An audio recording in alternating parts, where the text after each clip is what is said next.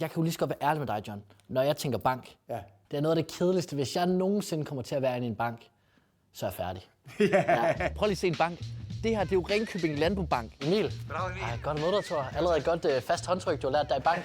Tak. Ja, lover ikke røve noget. Du lige kigger på mig hurtigt her. Hvad tænker du, jeg er for en profil? Hvis jeg skal putte dig over på en investeringsprofil, så er du knaldhamrende høj risiko. Kunne du godt finde på sådan at smække benene op sådan der? Det gør jeg ikke. Altså, hvis der er ingen, der ser, så smækker jeg dem op på printeren derovre. Nu smækker du op på printerne. Jeg er godt nok nervøs i dag, fordi jeg skal jeg skal ikke være bankdirektør, jeg skal være sådan finance boss. Umiddelbart så tror jeg ikke, jeg ligner nogle af billige perlekæder fra Kina, og ligner måske allermest en, der kan være i IKEA lige nu. Det bliver godt. Jeg glæder mig til at møde bankverdenen. Jeg tror nok, det er her, jeg er allermest på udebane. Vi bliver nødt til lige at ringe til Philip. Han ved meget om banker og sådan noget. Hej Philip, for jeg ved jo også, at banken har sådan 11 år i streg været den bank med allerbedst image. Hvordan kan det være? Det er sådan en lille bank i Ringkøbing. Det undrer mig meget. Banken er jo den institution, som hjælper os med de største og tungeste valg i livet, ofte med hensyn til boligkøb blandt andet. Ikke? Det er jo det største lån, vi mennesker render rundt med. Så det der med tilliden, det tror jeg betyder sindssygt meget. Og Ringkøbing Landbobank bliver bare ved med at performe år efter år, og det er som om, de kan et eller andet. Og det der specialkrydderi, hvad er det, de kan? At de i en tid med så meget global risici og rentefald og alt muligt, hvad er det, de kan? Så er vi klar. Ja. Det ringer på herude lige nu. Det er fordi, at de kan godt ved, at de lukker mig ind. Ej, de tør godt lukke mig ind. Kan du dufte det her? Det er sådan duften af penge. Ej, det er vigtigt at tage skjorten på. Der er mange, der har skjorter på og sådan noget. Hold da op. Okay, kæmpe. Goddag, Emil. John? Hej, John. Tusind tak, fordi du må komme forbi. Jeg er jo noget spændt på det. Er du spændt? Ja, det er lidt spændt. Er det rigtigt? Ja, det er. Ej, det er godt. Det har vi også været. Ja, det er godt. Ja. Imens John lige får mikrofon på, så får I lige nogle iskolde facts om Ringkøbing Landbobank. Den blev grundlagt i 1886. Der er 700 ansatte fordelt i forskellige afdelinger. I blandt andet Aalborg, København og Nordsjælland har hovedkontor i Ringkøbing. En lille by på ca. 10.000 indbyggere. Og tilbage i 2018 fusionerede de med Nordjyske Bank. Sidste år lavede den Omkring 600 millioner kroner efter skat her i første kvartal, men sidste år der er 2,3 milliarder. Og så er den altså på vej mod C25-indekset. Så jeg tror, vi er C26 i øjeblikket. Det er der ingenting, der hedder, altså. Og for dig, der ikke ved, hvad C25-indekset er, så er det de 25 største aktier i Danmark. Mål på markedsværdi og den sammenlagte aktieomsæt. Og så har de faktisk vundet Årets Bank 10 år i streg. Årets Bank 2025, og så er den ned til 2016. Vi har faktisk vundet den.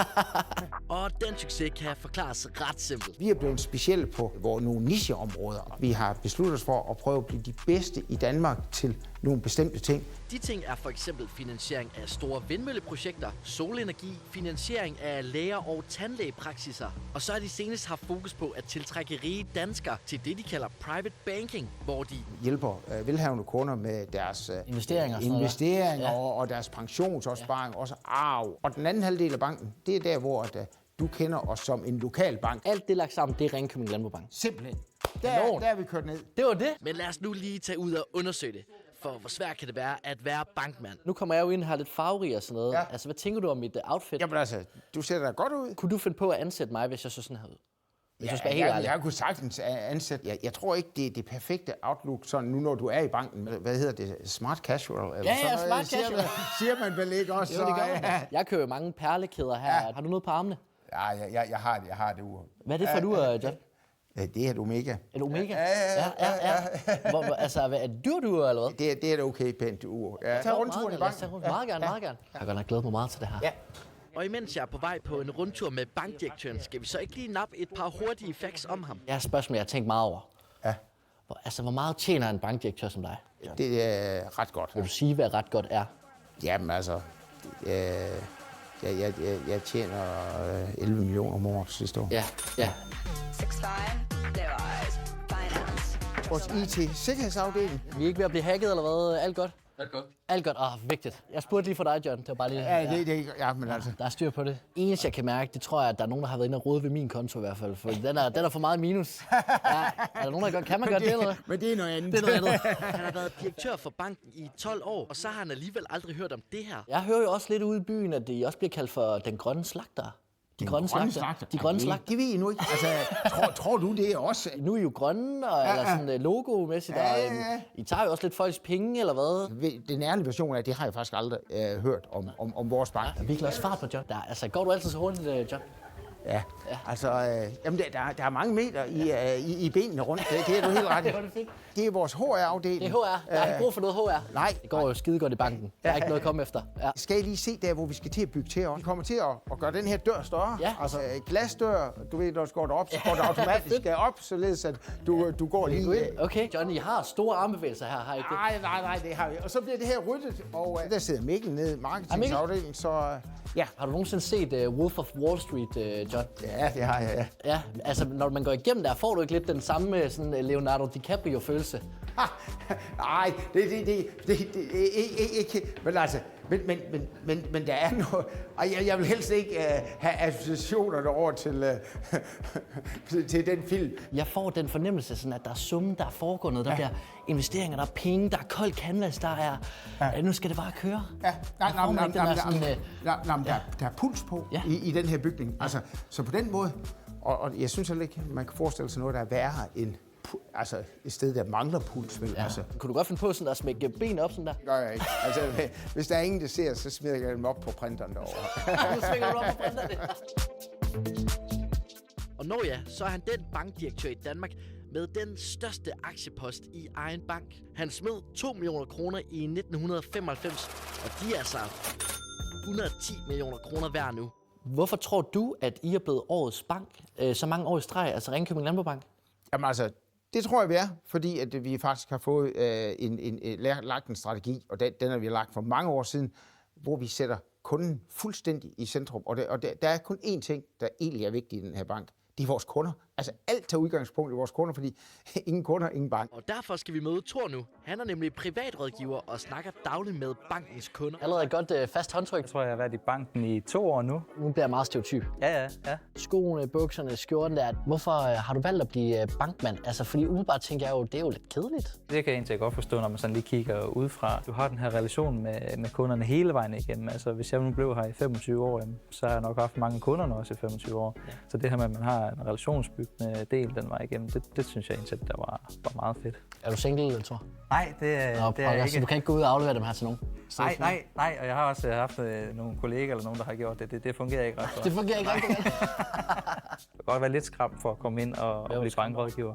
Jamen, jeg tror bare, det er den her generelle tabu, der er lidt på det, at det er fint tøj og slip, strukturerede sure mænd. Ja. men det er det slet ikke, når man faktisk kommer ind i det. Det er jo ikke, fordi vi sidder 7 timer og kigger direkte i en skærm, uden at sige noget til hinanden. 60% af min tid, det kunne faktisk bare snakke med folk. Vi skal jo holde møder også med kunderne hver uge. Må jeg spørge, hvad tjener du, Thor? Jamen, altså, ligger omkring de 38. Jeg skal jo have en at have et job herinde. Det er jo for vildt, hvor meget jeg tjener. Og skal jeg nu det? For bliver sådan en som Thor ikke bare erstattet af AI? Alle de medarbejdere her? Ja. Om 4-5 år, de er ikke væk eller hvad? AI har overtaget deres jobs? Det er de på ingen måde. Jeg tilhører dem, der tror, at der opstår nye muligheder og nye jobfunktioner. På rådgiverside, har vi lige været igennem rådgiveren.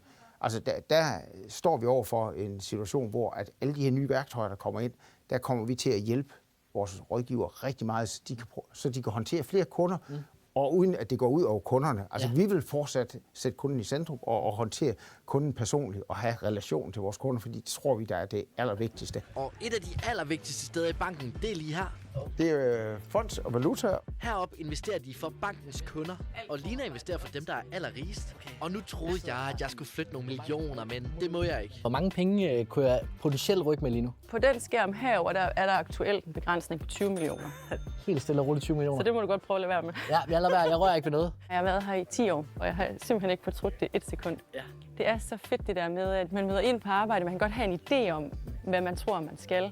Men så lige pludselig så kommer der et eller andet regnskab, som kan gøre, at en aktie stiger 10% eller falder 10%, og så skal vi jo agere. Det her, det er vores Bloomberg-terminal. Den leverer ligesom alle de informationer, vi overhovedet har brug for. Aktier, obligationer og rentemarkedet, og jeg har olieprisen, har valutakryds, forskellige indeks, alle mine nyheder, alt det, jeg skal følge med i. Jeg kan slå alt op heroppe. Det ser jo helt vildt ud, det der, Lina. Det må jeg bare sige. Du forstår det hele.